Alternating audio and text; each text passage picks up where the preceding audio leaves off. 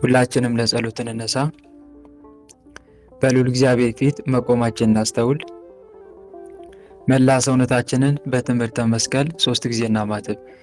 በስመ አብ ወወልድ ወመንፈስ ቅዱስ አሐዱ አምላክ አሜን። በስመ አብ ወወልድ ወመንፈስ ቅዱስ አሐዱ አምላክ አሜን።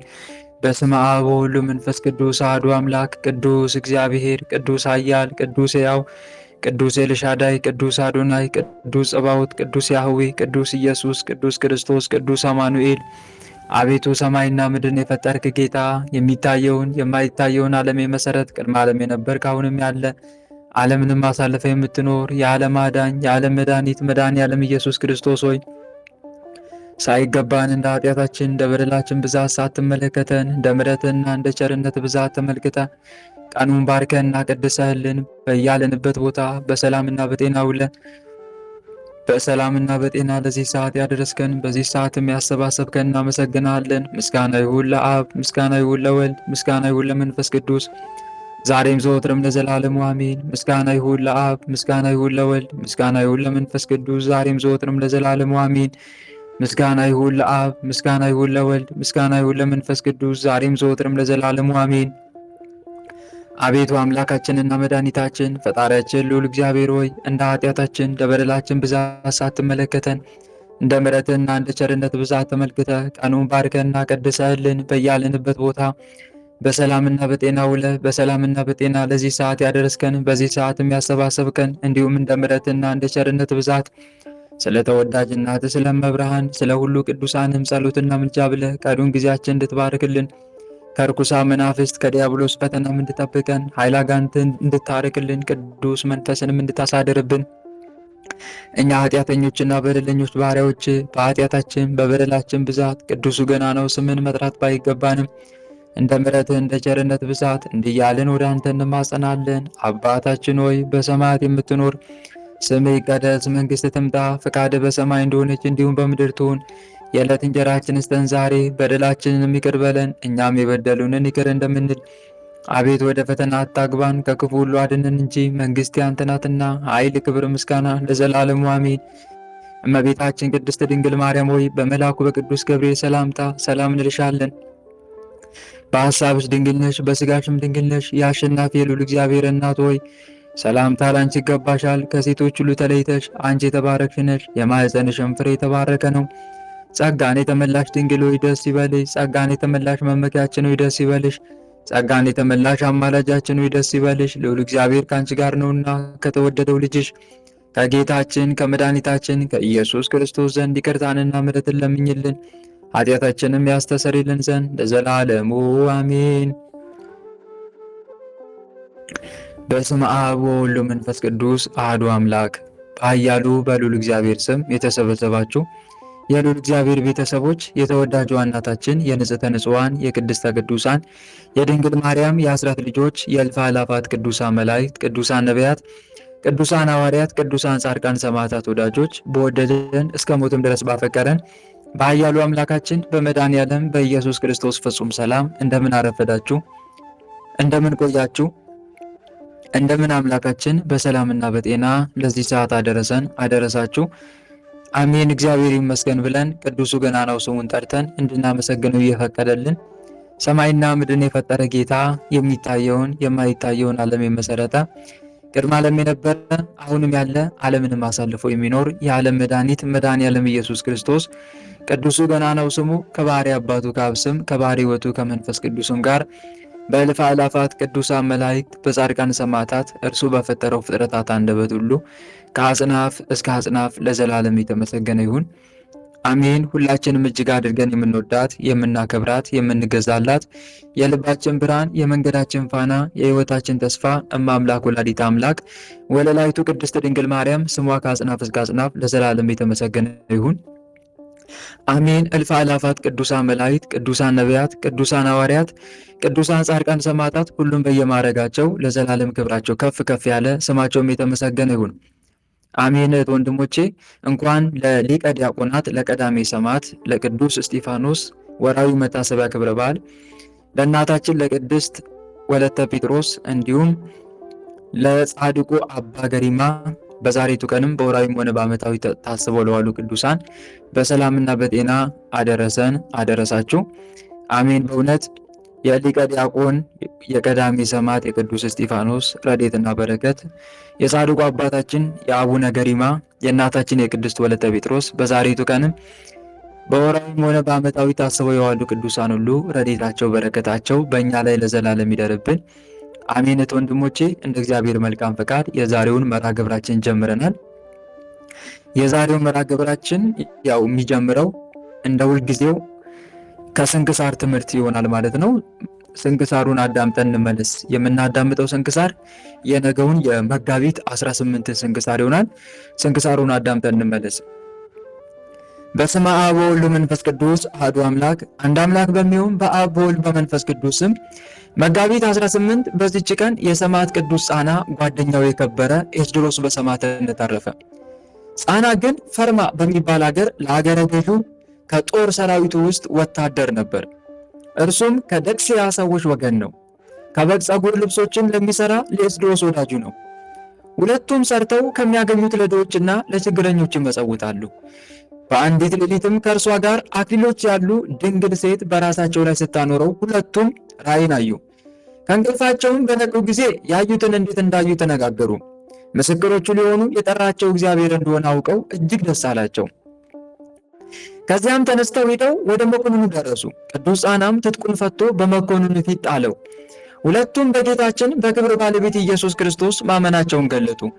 መኮንኑም ነገራቸውን ሰምቶ አስረው ይደበድቧቸው ዘንድ አዘዘ።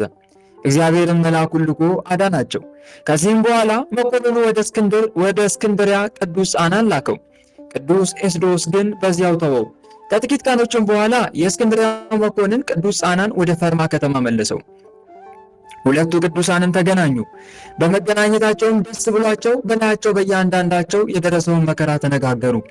ዳግመኛም በቅዱስ ኤስድሮስ አዘቅትን ይቆፍሩለት ዘንድ በአዘቅቱ ውስጥ እሳትን አንድደው ቅዱስ ኤስድሮስን እንዲጨምሩት መኮንኑ አዘዘ። ቅዱሱም ጥቂት እስኪጸልይ ይታገሱ ዘንድ ወታደሮቹን ለመናቸው። ወደ ጌታችንም ነፍሱን ይቀበል ዘንድ ለሥጋውም ያስብ ዘንድ ጸለየ።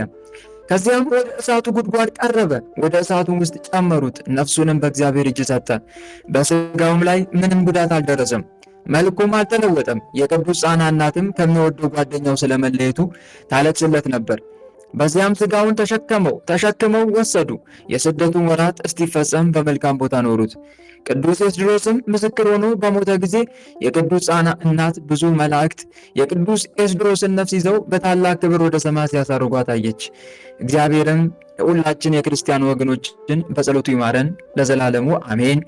ሰላም ለኤስድሮስ እምነቴጠ አምር ግብረ እዱ ዘይሁ ምጽዋት ለእለፈቀዱ ምንዳብያተ ፈጺሞ ወኩነንያተ ለለአሃዱ በዕለተ ውእየ ለአዘቅተ እሳት በነዱ መላእክት ነፍሶ በስብሐት ወሰዱ። መጋቢት 18 ቀን የሚከበሩ ዓመታዊ ቅዱሳን በዓላት፦ ቅዱስ ኤስድሮስ ሰማዕት። ወር በገባ የሚከበሩ ወራዊ ቅዱሳን በዓላት፦ አንደኛ ቅዱስ ፊልጶስ ሐዋርያ፣ ሁለተኛ አቡነ ኤዎስጣቴዎስ ሰባኪ ሃይማኖት ረባን፣ ሶስተኛ አቡነ አኖሬዎስ ዘደብረ ጽጋጋ፣ አራተኛ ማርያ ዕቆ ግብፃዊ። የጭንቀት ቀን ሳይመጣ በጉብዝና ወራት ፈጣሪን አስብ። ደስ አሰኙም የምትላቸው ዓመታት ሳይደርሱ ፀሐይ ጨረቃና ከዋክብትም ሳይጨልሙ አፈርም ወደ ነበረበት ምድር ሳይመለስ ነፍስም ወደ ሰጠው ወደ እግዚአብሔር ሳይመለስ ፈጣሪን አስብ። ሰባኪው ከንቱ ሁሉ ከንቱ ነው ይላል መጽሐፈ መክብብ ምዕራፍ 12 ቁጥር 1-9። ዳሩ ግን የነገር ሁሉ መጨረሻ ቀርበዋል። እንግዲህ እንደ ባለ አእምሮ አስቡ፣ ትጸልዩም ዘንድ በመጠን ኑሩ። ፍቅር የኃጢአትን ብዛት ይሸፍናልና ከሁሉ በፊት እርስ በእርሳችሁ አጥብቃችሁ ተዋደዱ። አንደኛ ጴጥሮስ ምዕራፍ 4 ቁጥር 7። ጌታ ሆይ ከብልጽግናቸው ብዛት የተነሳ ብዙ መባ ካገቡት ይልቅ የዳይቱን አነስተኛ መባ እንደተቀበልን ለሁል ጊዜ የሚያገለግሉ አእላፍ መላእክትን እያሳሰብን በችግራችን ጊዜ የምናቀርብልን ምስጋና ተቀበል። እናንተም ቅዱሳን ነቢያት፣ የወንጌል ሰባኪያን ሐዋርያት፣ ሰማዕታትና ጻድቃን፣ ትጉሃን መላእክት፣ ፍጹማን ደናግል እንዲሁም ደጋጎች መነኮሳት ሆይ ልጅ አዋቂ ሳይለይ የምንሰባሰብበትን ይህንን ጉባኤያችንን ባርኩልን። ይህን መጽሐፍ ወረቀት አዘጋጅቶ ብራና ደምጦ የጻፈውና ያጻፈውን ከግዕዝ ወደ አማርኛ የተረጎመውን ቃለ ንባቡን በእርጋታ መንፈስና በተመስጦ ሕሊና ያነበበውን ያዳመጠውን በደለኛን ሁሉ የምታስምር የጌታ እናቱ በማርያም ጸሎት ኢየሱስ ክርስቶስ በአንድነት ይማረን፣ አሜን። የሰማነውን አምላካችን ልዑል እግዚአብሔር በልቦናችን ጽላት ላይ ይጻፍልን፣ በአእምሯችንም ላይ ይቅረጽልን።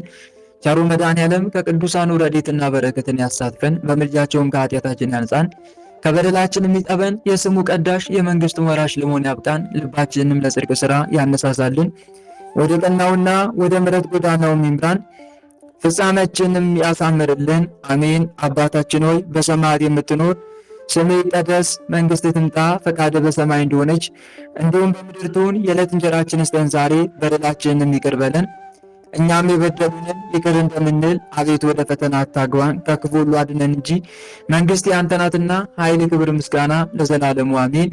እመቤታችን ቅድስት ድንግል ማርያም ሆይ በመልአኩ በቅዱስ ገብርኤል ሰላምታ ሰላም እንልሻለን። በሐሳብሽ ድንግል ነሽ፣ በሥጋሽም ድንግል ነሽ። የአሸናፊ የልዑል እግዚአብሔር እናት ሆይ ሰላምታ ላንቺ ይገባሻል። ከሴቶች ሁሉ ተለይተሽ አንቺ የተባረክሽ ነሽ፣ የማኅፀንሽም ፍሬ የተባረከ ነው። ጸጋን የተመላሽ ድንግል ሆይ ደስ ይበልሽ። ጸጋን የተመላሽ መመኪያችን ሆይ ደስ ይበልሽ። ጸጋን የተመላሽ አማላጃችን ሆይ ደስ ይበልሽ። ልዑል እግዚአብሔር ከአንቺ ጋር ነውና ከተወደደው ልጅሽ ከጌታችን ከመድኃኒታችን ከኢየሱስ ክርስቶስ ዘንድ ይቅርታንና ምሕረትን ለምኝልን ኃጢአታችንም ያስተሰርይልን ዘንድ ለዘላለሙ አሜን። እህት ወንድሞች፣ የዕለቱን ስንክሳር አዳምጠን ተመልሰናል። አሁን ቀጥታ የምንሄደው ከዕለቱ ስንክሳር ምን እንደተማማርን የምንመለከት ይሆናል። ቅድም እንደሰማችሁት በመጋቢት 18 ቀን ታስበው ከሚሉ ቅዱሳን መካከል የሰማዕት ቅዱስ ጻና ጓደኛው የከበረ ኤስድሮስ በሰማዕትነት ያረፈበት ቀን ነው። ጻና ፈርማ በሚባል ሀገር ለሀገረ ገዡ ከጦር ሰራዊት ውስጥ ወታደር ነበር። ታዲያ ሁለቱም ጻና ወታደር ቢሆንም ከደክሲያ ሰዎች ወገን የሆነ ወታደር ቢሆንም ግን ከበግ ጸጉር ልብሶችን ለሚሰራ ለኤስድሮስ ወዳጁ ነው። ኤስድሮስ አሁን በዛሬቱ ቀን ሰማዕት ሆኖ ያረፈው ማለት ነው። ከበግ ጸጉር ልብሶችን የሚሰራ ነበረ ማለት ነው። ሁለቱም እንደዚሁ ይተዋወቃሉ፣ ይዋደዳሉ። ሁለቱም ታዲያ ሰርተው ከሚያገኙት ለድሆችና ለችግረኞች ይመጸውታሉ። ዋናው የሚታወቁበት አንዱ ይሄ ነው። ከሰማዕትነታቸው በተጨማሪ ማለት ነው ምን ያደርጋሉ? ሰርተው ከሚያገኙት ለድሆችና ለችግረኞች ይመጸውታሉ። ስለዚህ የመጀመሪያው ከዛሬው ስንክሳር የምንማረው የመጀመሪያው ትምህርታችን ምንድን ነው? ሰርተን ከምናገኘው ገንዘብ ለድሆች መመጽወት እንዳለብን ነው። መጽሐፍ ቅዱስ እንደሚነግረን፣ እንደሚያዘን፣ እንደሚያስተምረን ለአብነት ያክል እናንሳ ከተባለ መጽሐፍ ቅዱስ ስለ ምጽዋት ምን ይላል የሚለውን እናንሳ ከተባለ ለምሳሌ መጽሐፈ ጦቢት ምዕራፍ 4 ቁጥር 16 ምዕራፍ 4 ቁጥር 7 ላይ ከገንዘብህ ምጽዋት ስጥ፣ ምጽዋትን በመጸወት ጊዜ በገንዘብ አትዘን፣ ከድሃም ፊትን አትመልስ፣ እግዚአብሔርም ገጸ ረድኤቱን ከአንተ አይመልስም ይላል። ተመልከቱ፣ ከገንዘብህ ምጽዋት ስጥ፣ ምጽዋትስ በመጸወት ጊዜ በገንዘብ አትዘን። ብዙ ጊዜ በገንዘብ ነው እንድናዝን ነው የሚፈልገው አጋንንት። በሁለት መንገድ ይዋጋናል ምጽዋት እንዳንመጸውት። ከመስጠታችን በፊት ስስትን እያመጣ ከሰጠን በኋላ ደግሞ ቁጭትን እያመጣ ማለት ነው። የምጽዋት ጠንቆች ሁለት ናቸው። እነሱም ከመስጠት በፊት ስስትና ከሰጡ በኋላ ቁጭት ማለት ነው። እና ለዛ ነው መጽሐፈ ጦቢት ምዕራፍ 4 ቁጥር 7 ላይ ከገንዘብህ ምጽዋት ስጥ፣ ምጽዋትን በመጸወትክ ጊዜ ግን በገንዘብህ አትዘን፣ ከድሃም ፊትን አትመልስ፣ እግዚአብሔርም ገጸ ረድኤቱን ከአንተ አይመልስም ተብሎ የተናገረው። ነገር ግን ወንድሞች ዲያብሎስ እንዲህ በሁለት ወይ በአንዱ እንድንፈተን ያደርገናል። ወይ ከሰጠን በኋላ እንድንቆጭ ወይ ደግሞ ከመስጠታችን በፊት እንድንሰስት ማለት ነው። ሰዎች ውስጣቸው የዲያብሎስ መንፈስ ካደፈጠ ምጽዋት እንዳይመጸውቱ፣ የተቸገረን እንዳይረዱ፣ ለቤተ እግዚአብሔር የሚያስፈልገውን ነገር እንዳያደርጉ ከመመጽወታቸው በፊት ስስትን እያመጣ ይዋጋቸዋል። ያለባቸውን ችግር ሁሉ በህሊናቸው እያንሾካሾከ ያሳስባቸዋል። እነርሱ ከነዳያኑ ይልቅ እጅግ ድሃ እንደሆኑና ሊመጸወቱ እንደሚገባቸው ያሳስባቸዋል። ሆድ እስኪብሳቸው ድረስ የደረሰባቸውን ስቃይ ሁሉ ያስቆጥራቸዋል። አንተ ራስህ ቆመህ ትሄዳለህ እንጂ ምጽዋት የሚያስፈልግ ሰው እኮ ነህ ይላቸዋል። ምጽዋት የሚያስፈልግ ከሆነ አንተ ራስህ ምን አለህና ይላል። ምን አለ? ይሄን ለዚህ ታውለዋለህ፣ ይሄን ለዚህ ደግሞ ታደርገዋለህ፣ ታዲያ ከዚህ ላይ ይተርፋል ይላል። ስለዚህ አትመጽውት ነው። እንዲህ እያደረገ ይዋጋናል። እነርሱ ከነዳያኑ ይልቅ እጅግ ድሃ እንደሆኑ አድርጎ ያሳስባቸዋል ሰዎች ምጽዋት ሊመጸውቱ ሲሉ። በዚህ ምጽዋት ማለት ያለው ማካፈል ሳይሆን ሲተርፍ መስጠት ብቻ እንደሆነ እያሳሰበ ሰዎች ምጽዋት እንዳይመጸውቱ ይከለክላቸዋል ማለት ነው። ይሄ የዲያብሎስና ሴራ ነው። እንዲህ ያደረገ ይዋጋል ማለት ነው። ሌላስ ሰዎች ውስጣቸው የዲያብሎስ መንፈስ ካደፈጠ ከቻለ በስህተታቸው ምክንያት ምንም አይነት ምጽዋት እንዳይመጸውቱ፣ ካልቻለ ደግሞ ከመጸወቱ በኋላ ለምን መጸወት በሚል ሐሳብ ከፍተኛ በሆነ ቁጭት ውስጣቸውን ያንገበግባቸዋል። እንደውም ምን ያስብላቸዋል መሰላችሁ? ሳይኖረኝ ሰጥቼ ራሴን መልሼ ችግር ውስጥ ከተትኩ እያሰኘ ያንገበግባቸዋል። አፍረው እንጂ እንደው ቢቻል ገንዘቡ ቢመለስላቸው ፈቃደኛ እስኪሆኑ ለመቀበል ፈቃደኛ እስኪሆኑ ድረስ ያደርሳቸዋል። ችግር በገጠማቸው ጊዜ ሁሉ ያን ገንዘብ እኮ ባልሰጥ ኖሮ ለዚህ ጉዳይ አውለው ነበረ ወይኔ ያሰኛቸዋል። ምን አለበት ባልሰጥ፣ ምን አለበት ለእንትን የሆነኝ ነበረ፣ አሁን ለዚህ ልብስ ገዛበት ነበረ፣ ለትራንስፖርት የሆነኝ ነበረ፣ ይህን ያልሞላልኝን አስቤዛ አድርግ ነበረ። ምትለብሰው የላት ምን የሚባል ተረት አለ? እስቲ ንገሩኝ። ምትለብሰው የላት ምን የምትለው አማራት ነው የሚባለው? በቃ እንደዛ እያለ በውስጣችን ያሳስበናል ማለት ነው። ለራሴ ምንም ሳይኖረኝ እንዴት እንድንቆጭ አድርገናል ማለት ነው። እና ይሄ የዲያብሎስ ፈተናና ውጊያ ነው። ችግር በገጠማቸው ጊዜ ሁሉ ያን ገንዘብ ባልሰጥ ኖሮ እኮ ለዚህ ጉዳይ ውለው ነበር ወይኔ ያሰኛቸዋል። በዚህ ምጽዋታቸውን ያለ ፍቅር እንዳይሰጡ አድርጎ ባዶ ያስቀርባቸዋል። ምጽዋት ሲሰጥ ደግሞ በፍቅር ነው። ምጽዋት ስንሰጥ ወንድሞች እነኝህን ነገሮች እያሰብን እንስጥ። አንደኛ ሰዎቹን በራሳችን ቦታ እያስቀምጥን እያየናቸው። አሁን ለምሳሌ ለሰው የሆነ ነገር ልሰጥ ነው እንበል ወይ ልሰጪ ነው እንበል። ስትሰጥ ግን አንተ በህሊና እኔ እኮ በሱ ቦታ በሆንስ እያልክ ቸሩ መድኃኔዓለም ሰዎችም ሊያደርጉላችሁ እንደምትወዱ እናንተም ደግሞ እንዲሁ ያደርጉላችሁ ብሏል። ሉቃስ ወንጌል ምዕራፍ 6 ቁጥር 31 ላይ ሰዎችም ሊያደርጉላችሁ እንደምትወዱ እናንተ ደግሞ እንዲሁ አድርጉላቸው። አሁን ለምሳሌ እኔ ሰው በደንብ እንዲሰጠኝ የምፈልግ ከሆነ እኔም ለሰው ምን ማድረግ አለብኝ ማለት ነው? ንገሩኝ እስቲ። ምን አድርጌ መስጠት አለብኝ? በደንብ አድርጌ መስጠት አለብኝ ማለት ነው። ልክ እንደዚሁ ማለት ነው። አንዳንዱ ሰው ግን በሚያሳዝን ሁኔታ ምጽዋት ሲሰጥ ለሱ ማይጠቅመውን ነገር ማይለብሰውን ልብስ ለሰው ይሰጣል። አይረባኝም አይጠቅመኝም ያለውን ለሰው ይሰጣል። ማይበላውን ምግብ የሻገተውን አውጥቶ ለሰው ይሰጣል። በቃ ለመጣል የተዘጋጀውን ጫማ አውጥቶ ይሰጣል። ይሄ በጣም ትልቅ ስህተት ነው። ለራስ እንዲደረግ ማትፈልገውን አንተ ለሌላው እንዴት ታደርጋለህ ነው የመጀመሪያው ጥያቄ ማለት ነው። ስለዚህ ወንድሞቼ በጣም ጥንቃቄ ልናደርግ። እንደዚህ የምናደርግ ከሆነ ከበረከት ይልቅ መርገም ነው የምናተርፈው። ስለዚህ ምጽዋት ስንሰጥ አንደኛ ራሳችንን በሰዎቹ ቦታ እያስቀመጥን፣ እኔ አሁን ለምሳሌ በሱ ቦታ ሆኜ ተመጽዋች ብሆን እንደዚህ አይነት ነገር እንዲሰጡኝ ፈልጋለሁ፣ እንደዚህ እንዲሰስቱብኝ ፈልጋለሁ እያልክ እያሰብክ ነው መስጠት ያለብህ። ሁለተኛ ሲቀጥል ከምንም በላይ ደግሞ ቸሩ መድኃኔዓለም የተናገራት ቃል አለ። ምን ብሎ? ማቴዎስ ወንጌል ምዕራፍ 25 ቁጥር 40 ላይ እውነት እላችኋለሁ ከሁሉ ከሚያንሱ ለአንዱ ስላደረጋችሁት ለማን አደረጋችሁት ነው ያለው። እስቲ ንገሩኝ፣ ለማን አደረጋችሁት? በትክክል ለእኔ አደረጋችሁት ይላል ማቴዎስ ወንጌል ምዕራፍ 25 ቁጥር 40 ላይ ስትመለከቱ። ስለዚህ አንተ ምጽዋት እየመጸወትክ ያለው ለመድኃኔዓለም ነው ማለት ነው። በሰውየው አማካይነት ለመድኃኔዓለም ነው። ስለዚህ ለመድኃኔዓለም ማትበላውን ነው የምሰጠው፣ ማትጠጣውን ነው የምሰጠው፣ ማትለብሰውን ነው የምሰጠው፣ ማትጫማውን ነው የምሰጠው። ስለዚህ ይህን እያሰብን መሆን መቻል አለብን እህት ወንድሞች። ስለዚህ መጽሐፍ ቅዱስ ከምጽዋት አንጻር እንዲህ ይላል። አሁንም እዛው መጽሐፈ ጦቢት ምዕራፍ 4 ቁጥር 16 ላይ ከእህል ለተራበው ሰው ስጥ ይላል።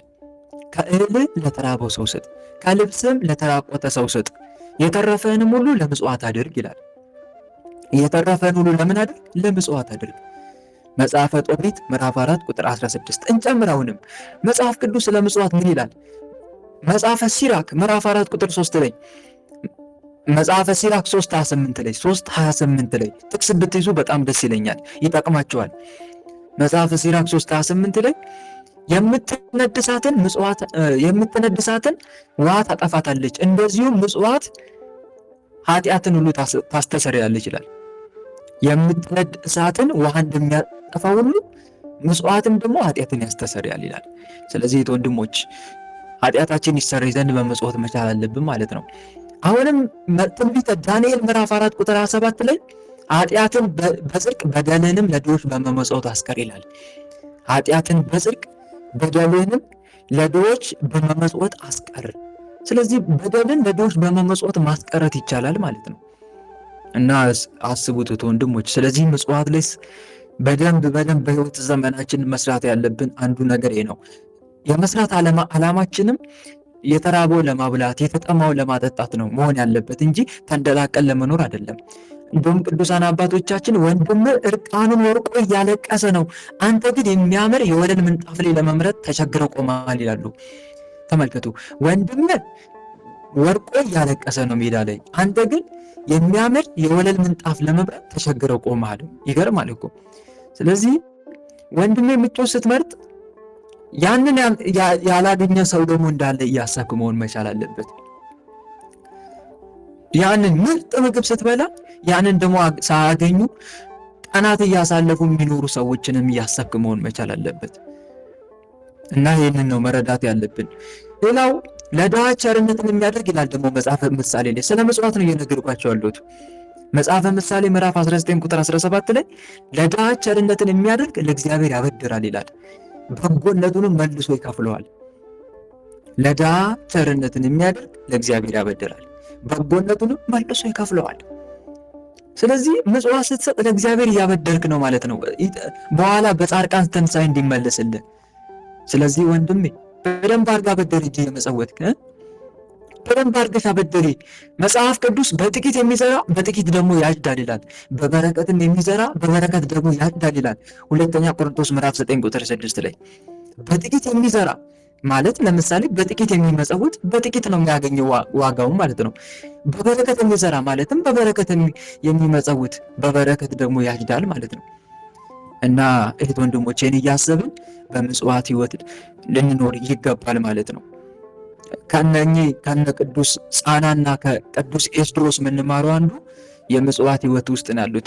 በእጃቸው ይሰራሉ፣ ይደክማሉ፣ ከዛ ይመጸውታሉ። የተቀደሰ ህይወት ነው የሚኖሩት ማለት ነው። በአንዲት ሌሊትም ከእርሷ ጋር አክሊሎች ያሉ ድንግል ሴት በራሳቸው ላይ ስታኖረው ሁለቱ ራእይ እንግዲህ እመቤታችን ብትሆን። ስለዚህ አክሊል እያደረገችላቸው ተመለከቱ። ይህም ወዲያው ከእንቅልፋቸው ነቁና ለሰማዕትነት እግዚአብሔር አምላክ እንዳጫቸው ተረዱና ተስማምተው ወደ ንጉሱ ሄዱ። ከዛ በኋላም ሰማዕትነታቸውን ፈጸሙ። እና ወንድሞች ተመልከቱ፣ መልካም ነገር ካለ መልካም ነገር ለትልቅ ነገር ያበቃል፣ ላለው ይጨመርለታል፣ ይበዛለትማል። ከሌለው ግን ያው ያለው እንኳን ይወሰድበታል እንደሚለው ማለት ነው። እነኚህ ቅዱሳን የምጽዋት የበረከት ስራ ነበራቸው፣ ወይም ደግሞ በጎ ትሩፋት አላቸው። እግዚአብሔር ይህንን ቅንነታቸውን አይቶ ለሰማዕትነት ደግሞ አጫቸው። ከዛም የድል አክሊል ተቀዳጁ ማለት ነው። ስለዚህ ትንሽ በጎ ስራ ካለ እግዚአብሔር ያችን በጎ ስራ ላይ ደግሞ ሌላ ደግሞ የበጎ ስራ ይጨምርልሃል ማለት ነው። እና እንደምንማረው ይሄ ነው። ሌላው ደግሞ እነኚህ ቅዱሳን ተስማምተው ነው የሚኖሩት በፍቅር። መጽሐፍ ቅዱስ ወንድሞች በህብረት ቢቀመጡ እነሆ መልካም ነው እነሆም ያማረ ነው እንደሚለው መዝሙር 132 ላይ ማለት ነው። ወንድሞች በህብረት ቢቀመጡ መልካም ነው። ቸሩ መድኃኔዓለም በማቴዎስ ወንጌል 18 ላይ 2 ወይም 3 በስሜ ሆና ከተሰበሰባችሁ በመካከላችሁ እገኛለሁ፣ 2 ወይም 3 ሆነው በስሜ ለሚሰበሰቡት እገኛለሁ። ለሚስማሙት ማለትም ጭምር እኮ ነው ይሄ። ለምሳሌ 2 ሰዎች ለጽድቅ ስራ ቢስማሙ እግዚአብሔር በነገሮች ሁሉ ከፊታቸው ይቀድማል፣ ሐሳባቸውን ይፈጽምላቸዋል፣ ጥያቄያቸውን ይመልስላቸዋል ማለት ነው። ስለዚህ ወንድሞች ለመልካም ስራ መተባበር እንዳለብንም ከነኚህ ቅዱሳን ጭምር እንማራለን። መጽሐፍ ቅዱስ ይሄንን ነው የሚነግረን። ቅድም እንደሰማችሁት የሐዋርያው ቅዱስ ጴጥሮስ መልእክት ላይ አንደኛ ጴጥሮስ ምዕራፍ 4 ቁጥር 7 ላይ ምን ነበር የሚለው? ዳሩ ግን የነገር ሁሉ መጨረሻ ቀርበዋል። እንግዲህ እንደ ባለ አእምሮ አስቡ፣ ትጸልዩም ዘንድ በመጠን ኑሩ። ፍቅር የኃጢአትን ብዛት ይሸፍናልና ከሁሉ በፊት እርስ በርሳችሁ አጥበቃችሁ ተዋደዱ። ለእውነት እየታዘዛችሁ ግብዝነት ለሌለበት ለወንድማማች መዋደድ ነፍሳችሁን አንጽታችሁ እርስ በርሳችሁ ተዋደዱ ይላል። ስለዚህ እርስ በርስ መዋደድ፣ መፋቀር፣ ለበጎ ስራ መጣደፍ እንዳለብንም ከነኚህ ቅዱሳን እንማራለን ማለት ነው። በአጠቃላይ ወንድሞች የዛሬው ቅዱስ ማን ነው ስሙ? ንገሩኝ እስቲ። የዛሬው ቅዱስ ማን ነው? አሁን ስንነጋገር የነበረው ቅዱስ ማን ይባላል? ማን? እስቲ አልሰማውም። ቅዱስ ቴዎድሮስ። ቴዎድሮስ ሳይሆን ኤስድሮስ ያዙ። እሺ፣ ቅዱስ ኤስድሮስ ይባላል። በነገራችን ላይ ስለ ቅዱሳን ስለ ኤስድሮስ ስለ ታላቁ ሰማዕት ኤስድሮስ ካነሳን ላይቀር በኤስድሮስ ስም የሚጠሩ ሌሎች ቅዱሳንን ብንመለከት አሪፍ ነው። ሰዓትም ትንሽ ስላለ ማለት ነው። በኤስድሮስ ስም የሚጠሩ ቅዱሳን አሉ። ዋናው በደንብ የሚታወቁት 6 አሉ። 6 ኤስድሮስ የሚባሉ በኤስድሮስ የሚጠሩ ቅዱሳን እስቲ አንድ በአንድ እንመልከታቸው። አንደኛው መምህር ኤስድሮስ ይባላል። ለይታችሁ ያዙ። በስራቸው ለይታችሁ መያዝ ትችላላችሁ። መምህር ኤስድሮስ ይባላል። መምህር ኤስድሮስ በገድል የተጠመደ ምሁሩና የዓለሙ ሁሉ መምህር የተባለው ኤስድሮስ ፈርማ በሚባል ሀገር የካቲት 10 ቀን ያረፈ ነው። ይሄኛው ማለት ነው። የዚህ ጻድቅ ወላጆቹ በምስር ሀገር የሚኖሩ እጅግ ባለጸጎች ናቸው። የቤተ ክርስቲያንን ትምህርት በሚገባ አስተምረው አሳድገውታል። ወላጆቹ የዮናናውያንን የፍልስፍና ትምህርት፣ የከዋክብትን አካሄድና ዓለምን መዞራቸውን በሚገባ የተማረ ነው። በብዙም ገድል ተጠምዶ ሲኖር የሀገሩ ሰዎች ከኤጲስቆጶሳቱ ጋር ተማክረው ሊቀ ጳጳሳት አድርገው ሊሾሙት የተስማሙ፣ እርሱ ግን ይህን ሲሰማ በሌሊት ሸሽቶ ወጥቶ በመሄድ ፈርማ ወደሚባል ሀገር ሄዶ ኑሮውን በአንዲት ዋሻ ውስጥ ያደረገ ታላቅ ቅዱስ ሰው ነው። ማን የሚባለው? መምህር ኤስድሮስ እንዳትረሱ። ብዙ ዘመናትም ብቻውን በዋሻ ውስጥ ኖረ። በዚያም ዋሻ ውስጥ ብዙ ድርሳናትና ተግሳጻትን ደረሰ። ብሉያትን፣ አዲሳትን መጽሐፍትን ተረጎመ።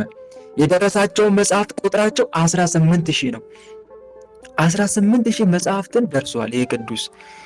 ድርሳናቱንም ለሊቃነ ጳጳሳትና ኤጲስቆጶሳት በየጊዜው ይልክላቸው ነበረ።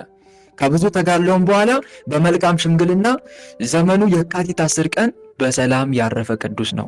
መምህር ኤስድሮስ ይባላል። ይህንን ኤስድሮስ እንዳትረሱ።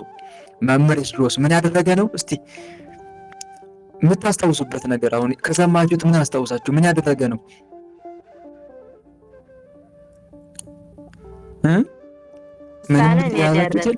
ብዙ ድርሳንን የደረሰ ቅዱስ አባት በዋሻ የኖረ። ምን ያክል ድርሳናትን የደረሰ? ምን ያክል ድርሳናት? 18,000። 18,000 በዋሻ ውስጥ የተጋደለ። ሀገሩም የት ነው? ምን የሚባል ሀገር ነበር የተባባል ነው? ፈርማ። ቃልዎት ያሰማልን እንዳትረሱ። ሁለተኛውን ኤስድሮስ ልነግራችሁ ነው። ይህንን ኤስድሮስ እንዳትረሱ። ከእንግዲህ መምህር ኤስድሮስ ሲባል ያ 18,000 የደረሰው 18,000 ድርሳናትን የደረሰው ያ በዋሻ ውስጥ የተጋደለው ፈርማ በሚባል ሀገር የተጋደለው የካቲት 10 ቀን ያረፈው አይጠፋችሁም አይደል? ለመያዝ ሞክሩ። እንደውም ኤጲስቆጶስነት ሊሾሙት ሲሉ ሸፍቶ ያመለጠው እያላችሁ በጭንቅላታችሁ ያዙ፣ ይጠቅማችኋል። ቅዱሳንን ተጋድሏቸው ለይተን ብናውቅ ለኛው መልካም ነው። ሁለተኛው ታላቁ ሰማዕት ቅዱስ ኤስድሮስ ይባላል። ይህንንም ቅዱስ ያዙ፣ በደንብ አዳምጡ፣ ይጠይቃቸዋለሁ። ታላቁ ሰማዕት ቅዱስ ኤስድሮስ ይባላል። ይሄኛው ይሄ ቅዱስ ደግሞ ሀገሩ እስክንድሪያ ነው። ሀገሩ እስክንድሪያ ወይም ግብፅ ሀገር ማለት ነው። ሀገሩ እስክንድሪያ ሲሆን አባቱ በርላኦን እናቱ ሶፊያ ከቤተ መንግስት ወገኖች ናቸው። በርላኦን እና አባቱ በርላኦን እናቱ ደግሞ ሶፊያ ከቤተ መንግስት ወገኖች ናቸው። አባቱ የዲዮቅሊጥያኖስ መኮንን ነበረ። አባቱ ከሃዲው ዲዮቅሊጥያኖስ በክርስቲያኖች ላይ እጅግ አሰቃቂ መከራ ባደረሰ ጊዜ አባቱ በርላኦን ምስፍናውን ትቶ ሚስቱንና ልጆችን ይዞ ገዳም ገባ። ዲዮቅሊጥያኖስም ጭፍሮቹን ልኮ አስመጣውና እምነቱን እንዲክድ ጠየቀው። በርላኦንም ክርስቶስን በተውከው ሰዓት እኔም አንተን ተውኩ አለው። ወዲያም አንገቱን በሰይፍ አስቆረጠው። ቅዱስ ኤስድሮስ የ12 ዓመት ሕፃን ልጅ ነበርና ይመለስ ይሆናል በሚል በእስር ቤት እንዲቆይ ተደረገ። ገና በ12 ዓመቱ ማለት ነው። አባቱን ግን ወዲያው ገደሉት። አባቱ በርላኦንን በማግስቱም ክርስትናን ትተህ የንጉሱን ሃይማኖት ተቀበል ብለው ሲያባብሉት እምቢ ቢላቸው በንጉሱ ፊት አቅርበው ደሙ እንደ ውሃ እስኪወርድ አሰቃቂ ግርፋትን ገረፉት። እናቱ ሶፊያም የሕፃኑን ልጇን ደም በዲዮቅልጥያኖስ ፊት ላይ ረጭታ ረገመችው። ዲዮቅልጥያኖስን በንዴት ከሴት ልጇ ጋር ከወገባቸው ላይ ለሁለት አስቆረጣቸው። እማዬ ማርያም እንዴት ይከብዳል! ከሴት ልጇ ጋር ከወገባቸው ላይ ለሁለት አስቆረጣቸዋል። ሳሉት እስቲ በሊናችሁ ከወገባቸው ለሁለት ሲከፈሉ ሰማዕትነታቸውን ፈጸሙ። ቅዱስ ኤስድሮስም ተሰቅሎ ሳለ በእናቱና በእህቱ የሆነውን ነገር ይመለከት ነበር። አስባችሁታል? እህቱና እናቱ ከወገባቸው ለሁለት ተገንድሰው ሲሞቱ ልጃቸው ወንድሟ እንዲሁም ደግሞ ልጇ ሲመለከት ማለት ነው። ከባድ ነው። ሆዱን ሰንጥቀው በመቅደድ አንጀቱን አውጥተው ወስደው በተራራ ላይ ጣሉት። ጌታችንም ከሞት አስነስቶት እንደ ቀድሞ ሕያውና ፍጹም ጤነኛ አደረገው። ኤስድሮስም ተመልሶ ሄዶ ከከሃዲው ንጉሥ ፊት ቆመ። አሁንም በብረት አልጋ ላይ አስተኝተው ከስር እሳት አነደዱበት። ሁለተኛም በብረት ላይ አስተኝተው ፈጩት። ጌታችንም አስነሳው። ብዙዎችም በኤስድሮስ አምላክ አመኑ። ዳግመኛም በእርሱ አምላክ ካመኑት ከ800 ነፍሳት ጋር ሰቀሉት። አሁንም ጌታችን አድኖ አስነሳው። በስቃይም ብዛት አልሞት አላቸው። አልሞት ሲላቸው አንገቱን በሰይፍ ቆረጡት። ነገር ግን አሁንም ለሶስተኛ ጊዜ መድኃኔዓለም ከሞት አስነሳው። ትልቅ ድንጋይ በአንገቱ ላይ አስረው ወደ ባህር ጣሉት። ሊቀ መላእክት ቅዱስ ሚካኤልም ከባህር ውስጥ አውጥቶ በንጉሥ ፊት አቆመው። ዳግመኛም ወደ ከተማ ወስዶ ሰቅሎ ገደለው። ጌታችንም አሁንም ለአራተኛ ጊዜ አስነሳው። ለተራቡ አንበሶች ሰጡት። አሁንም እነርሱ ምንም ሳይነኩት ቀሩ። ይልቁንም አክብረው ሲሰግዱለት ቢመለከቱ በንዴት ሰውነቱን ቆራርጠው ወደ ባህር ጣሉት። ጌታችንም ከቅዱስ ሚካኤልና ከቅዱስ ገብርኤል ጋር ተገልጦለት ከአምስተኛ ጊዜ ከሞት አስነሳው። አይገርም? ይሞታል፣ ያስነሳዋል። መድኃኔዓለም ይሞታል፣ አሁንም ያስነሳዋል። አሁንም አምስተኛ ጊዜ ከሞት ተነሳ። ንጉሱም እጅግ አፈረና የሚያደርገው ቢያጣ በግዞት ወደ ሰሎንቄ ሀገር ላከው። በዚያም ብዙ ካሰቃዩት በኋላ ወደ ንጉሱ መለሱት። ንጉሱም በእስር ቤት በረሃብ እንዲሰቃይ ያደረገው። በመጨረሻም ቅዱስ ኤስድሮስ ግንቦት 19 ቀን የሰማዕትነት ፍጻሜ ሆነና ተሰቅሎ አረፈ። ግንቦት 19 ቀን የኖረበት ዘመን 12 ዓመት ነው። ከኤስድሮስም ጋር አብረው በሰማዕትነት የሞቱ ሰዎች ብዛት ከ805,000 በላይ ናቸው። ጌታችን ለሕፃኑ ሰማዕት ለቅዱስ ኤስድሮስ አስደናቂ ቃል ኪዳን ገብቶለታል እና ይህ ታላቅ ሰማዕት ኤስድሮስ ይባላል። ታላቁ ሰማዕት ቅዱስ ኤስድሮስ። ሀገሩ የት ነው? ጥያቄ። ሀገሩ የት ነበረ? ሀገሩ እስክንድርያ። አባቱ ማን ነው ስሙ? አባቱ እንዲህ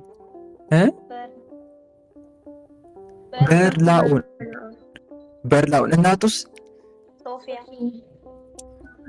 ሶፊያ። አባቱ የተገደለበት ስንት ዓመቱ ነው? በ12 ዓመቱ እያለ አባቱ ተገደለ። እንዴት ነው አሟሟታቸው?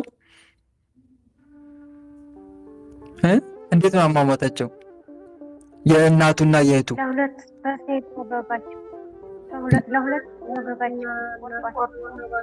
ቃለ ሕይወት ያሰማልን። ስለዚህ ይህን ቅዱስ እንዳትረሱ። እስክንድርያዊው ታላቁ ሰማዕት ቅዱስ ኤስድሮስ ብላችሁ ያዙት። መቼ ነው ያረፈው?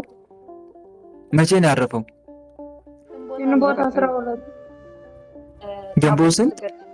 19 ግንቦት 19 ነው። ቃለ ሕይወት ያሰማልን። ግንቦት 19 በትክክል እና እንዳትረሱት ወንድሞች። ይህንን ቅዱስ እስክንድርያዊ ታላቁ ሰማዕት ቅዱስ ኤስድሮስ የበርላኦን ልጅ የሶፊያ ልጅ በ12 ዓመቱ አሰቃቂ መከራ የደረሰበት 6 ጊዜ ሞቶ 5 ጊዜ ከሞት የተነሳ እንደዚህ ያላችሁ ያዙ። ከዛ በኋላ ወደፊት ታስታውሱታላችሁ ማለት ነው። ግንቦት 19 ቀንም ደግሞ በቅዱስ ኤስድሮስ ትማጸናላችሁ ማለት ነው። ቅዱስ ኤስድሮስ ሰማዕት ይባላል። አሁን ደግሞ ሶስተኛ ኤስድሮስ ነው እየነገርኳችሁ ያለሁት። ሶስተኛ ኤስድሮስ። ይሄኛው ሶስተኛው ኤስድሮስ ቅድም ሰምታችሁታል። የለፈው የት አገር ነው? ስንክሳሩ ላይ ያለው ቅዱስ የት ሀገር ነው? ቅድም ስንክሳሩ ላይ ሰማነው ኤስድሮስ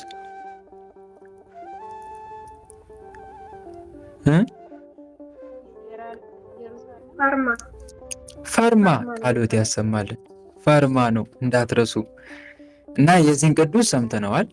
ስለዚህ አሁን አራተኛ ቅዱስ ኤስድሮስ የሚባል አለ። ይሄ ደግሞ መጥምቀ መለኮት ዮሐንስ የተገለጠላቸው ኤስድሮስ እና ጋይዮስ የሚባሉ ናቸው። ወይም ደግሞ የጋይዮስ ጓደኛ ኤስድሮስ ይባላል። ይኸኛው ሚያዝያ 12 ቀን ነው እረፍቱ ማለት ነው። ስንክሳሩ የሚጠቅሰው በስም ብቻ ነው። ሌላው ኤስድሮስ ሰማዕት የሚባልም አለ። አሁንም አምስተኛ ማለት ነው ኤስድሮስ ሰማዕት። ይሄ ደግሞ የ10 ወር ሕፃን የሆነ ቅዱስ ኤስድሮስ ነው። የ10 ወር ሕፃን ከማህበርተኞቹ ጋር በሰማዕትነት ያረፈው ሚያዝያ 9 ቀን ነው። ባለ 10 ወሩ ሕፃን ቅዱስ ኤስድሮስ ብትሉት ይመጣላችኋል በሊናችሁ ማለት ነው። ሌላው ኢትዮጵያዊ ሊቅ መምህር ኤስድሮስ ደግሞ የሚባል አለ። የመጨረሻው ስድስተኛው ኢትዮጵያዊ ሊቅ መምህር ኤስድሮስ የሚባል አለ። መምህር ኤስድሮስ በ18ኛው ምዕተ ዓመት የተነሳ አባት ነው ወይም አባት ናቸው። ከብዙሃን መምህራን የተማሩ 4 አይና የሚባሉ ታላቅ ሊቅ ናቸው። መምህር ኤስድሮስ የሚባሉት እኚህ ኢትዮጵያዊ ናቸው። በተለይም በታላላቅ ገዳም እየተዘዋወሩ 300 ያህል መጽሐፍትን አንብበውና አስነብበው ቅዱሳት አምላካዊያት መጽሐፍትንና የሊቃውንት መጽሐፍት ምስጢር በሚገባ በማደላደል የቀድሞውን የትርጓሜ ስልት እንደገና በማቅናት በትርጓሜ መጽሐፍ ታሪክ አዲስ ምዕራፍ የከፈቱ አብነት መምህር ናቸው። መምህር ኢትዮጵያዊ ሊቅ ኤስድሮስ የሚባሉት መምህር ኤስድሮስ መጽሐፍትን በመመርመር የሚታወቁ በመሆናቸው በጣና ደሴት ወደሚገኙ ገዳማት ሄደው 300 መጽሐፍትን ማንበብ እንደቻሉ በትውፊት ይነገራል።